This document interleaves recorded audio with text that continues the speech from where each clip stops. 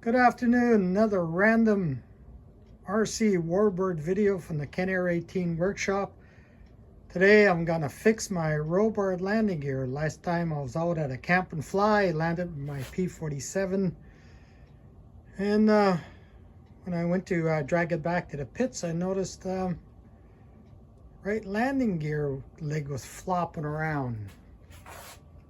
You can see it's just got no resistance to it. So I've taken off the gear door hatch cover, and you can see just there on the side of that cast plastic block that Robart uses, some screws have come out. So that means the cam has gotten disconnected from the air cylinder. So I'll have to pull the retract out and screw those screws back in, and I just might use some white Gorilla Glue on the threads just so they don't back out again. I can't use tread locker, I don't think, because I don't have one for plastic materials, and I think regular thread locker might affect the plastic.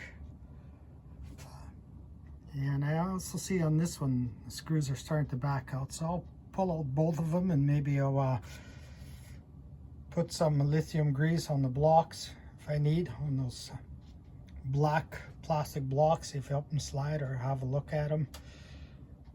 What I always use is one of these magnetic trays to keep the screws around so they don't go ripping around the floor. And what I also like using is this cheap 3.6 cordless screwdriver I bought from Princess Auto. And you may say 3.6 volts, that's kind of gutless, but for RC work on RC planes, I find this perfect because it's not too powerful where it's going to rip something out. It just works nice and slow and does the job. Anyway, this is the Top Flite P-47. I didn't build this one, I bought it used off Kijiji.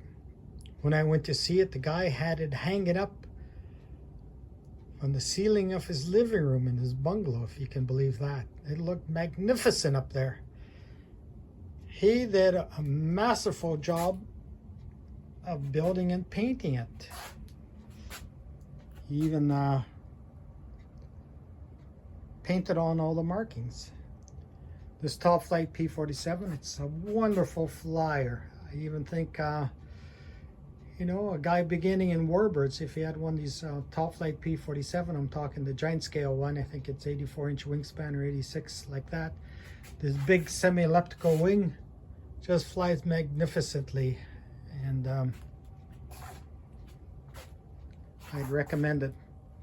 One downside that he did do is he made these holes for the wing blades a bit too narrow, so it's hard to get the head of an Allen wing bolt there. So what I have to do is I have to shave down the head so they fit down those holes.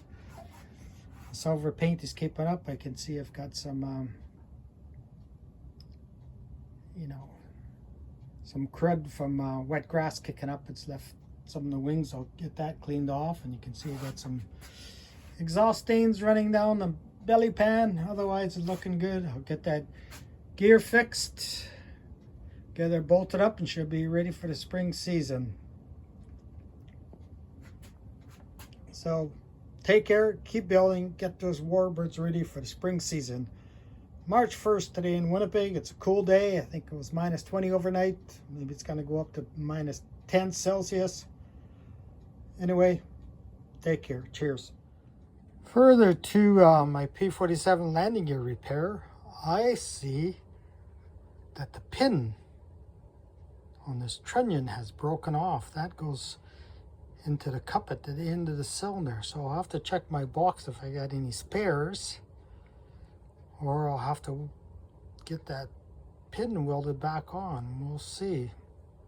But it's going to take more work than what I expected. Cheers. So I have the P-47 gear leg out of the block. You can see the pin that's broken off there. It's a 1/4 inch diameter pin that's pushed through this, then it's welded on the back side. I'm not sure if I'll get that out. I might just grind on the back side and pound out that pin and put a new one in, or whether I'll have a spare in the box. This one looks the same, but it's from a P-51 and it's got a different rake on it, so it's not going to work. I'll have to check my box if I got any more spares. Anyway, I got a few months to look after it. So I was able to grind the back of this trunnion, I guess, and drive out the old pin. I've got some 1/4-inch music wire, which is the same diameter. I've cut a piece, and I'll drive it in. It has to stick out 18 millimeters. So I'll drive it in. I think I'm just going to JB weld it in. And once it dries overnight, then I'll trim it to shape and I'll reassemble the gear. So we got the gear back in the P-47. Did just a simple retraction test with an air pump. Just pumping at each line. Both sides are working. I'll get the gear doors back on. And maybe touch up some of the paint scratches on the bottom. Got some silver paint. Signing off on the Ken Air 18 Warbird Workshop. Cheers. So we got the gear back in the P-47. Did just a simple retraction test with an air pump. Just pumping at each line. Both sides are working. I'll get the gear doors back on. And maybe touch up some of the paint scratches on the bottom. Got some silver paint. Signing off on the Ken Air 18 Warbird Workshop. Cheers. I do have the new pin put in here. As you can see, it's back in there, sliding in that cam. The action seems to be good. I just fastened it with JB weld. I left a little JB weld on the top here as well. It doesn't really matter, it doesn't interfere with anything. There's just one plastic piece left to put on. Just put a little bit of a lithium grease on there.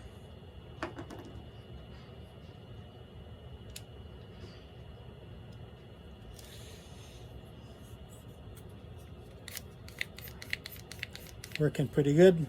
I'll get the strut back in there and put it back in the wing.